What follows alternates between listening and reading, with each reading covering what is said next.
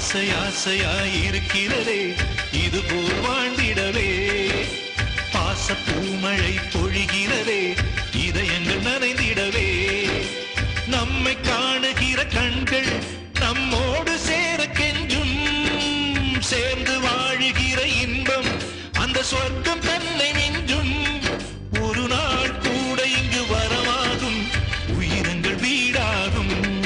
சுகமாய் என்றும் இங்கு விளையாடும் நிரந்தர ஆனந்தம்.